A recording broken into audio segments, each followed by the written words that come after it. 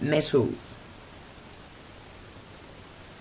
When you look at the periodic table, you'll notice that majority of elements are metals, and these are all the ones in the yellow. The ones in the grey over here on the right hand side are the non-metals, and don't forget hydrogen over in group 1 is also a non-metal. And on the staircase here, separating the metals and the non-metals, we have the metalloids. Most metals are found in nature combined with other elements, and these are called ores. And you'll have seen iron ore before. It looks like this reddy colour. It's a mixture of different iron compounds, and also other elements are in there as well. And bauxite is the other name for aluminium ore, and it looks quite cool. It's speckled like this. Metal is extracted as its pure form from these ores via different processes.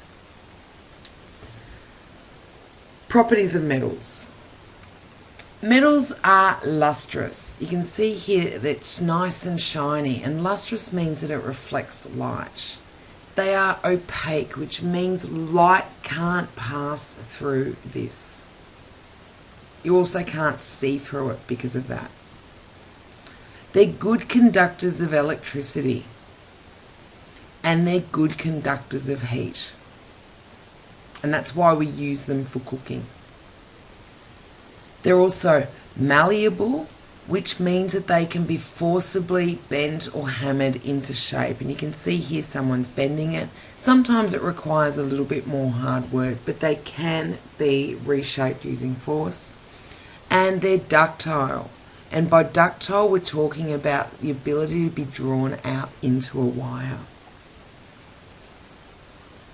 Most metals also have the following properties: that they're hard, that they've got good tensile strength, and by tensile strength we're talking about the ability to be able to withstand a pulling force. They've got high melting and boiling points, and they've got a high density. Now, as I said, most metals have those following properties.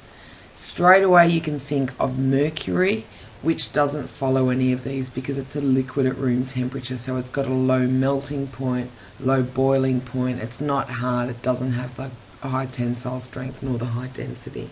But most metals will have these properties as well. So what I want to do now is have a look at the structure of metals and metallic bonding, and this is going to explain the properties that we've just spoken about. So when we think about a metal atom, it will have a small number of valence electrons, so anything from 1, 2 or 3 electrons in its outside shell. And it's also got low electronegativity. In other words, these electrons here are easily removed from the atom. It wants to get rid of those electrons.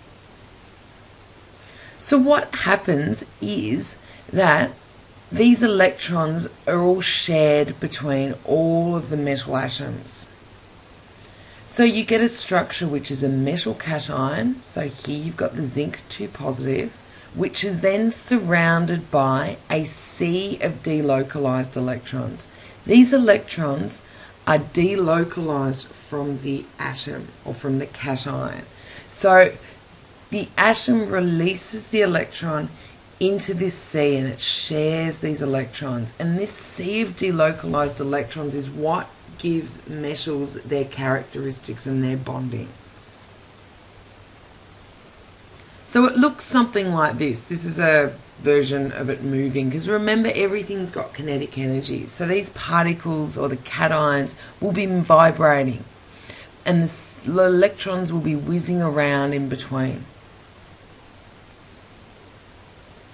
These metal cations are arranged in an organised and closely packed lattice. So you can see here it's sometimes represented just with the cation in the middle and as the sea of delocalized electrons around the outside. It's represented here as a cloud of valence electrons because, as we've already learned, if I look back at the previous slide here, electrons are whizzing around so fast that they form a cloud effect, and that's Schrodinger's waves or cloud effect. So we know about the structure how does that structure give it the properties that metals have? Let's look at the high melting and boiling point. Here we have our positive cations and our sea of delocalized electrons. There is a very strong electrostatic attraction between positive and negative. So we've got strong electrostatic attraction between the delocalized electrons and the metal cations.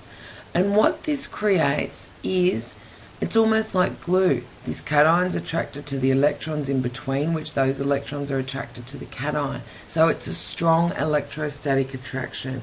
And this means that metallic bond is a very strong bond. They conduct electricity. And the reason for that is because of the sea of delocalized electrons. For something to conduct electricity, there must be some form of free moving charge. In this case, we've got the electrons are able to move. So what happens when we apply a charge is the electrons will move from the negative terminal here, and they'll go in the direction of the positive terminal. They're attracted to the positive side. With this free moving charge, metals are able to conduct electricity. They're good conductors of heat.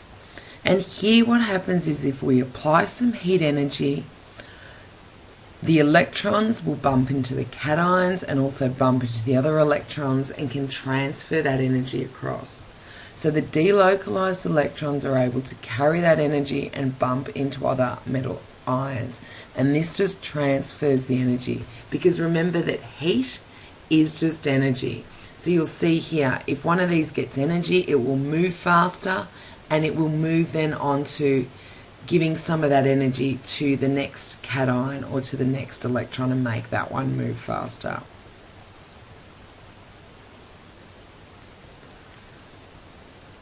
Metals are malleable and ductile, and again we can explain this with the sea of delocalized electrons. They are able to rearrange themselves to hold the cations together. So what happens if I apply force to this lattice, which again I've just got my cations which are arranged in a closely packed lattice with my sea of delocalized electrons around the outside.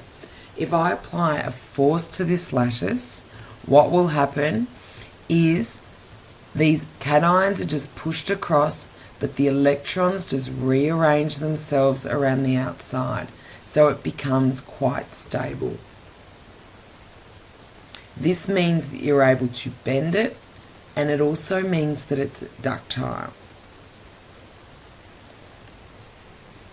And this is exactly what happens if you stretch out a metal. Those electrons will just move around the outside of the cations and rearrange themselves so that there's still the positive with the negative in between. So the sea of delocalized electrons just moves around and still holds the cations together.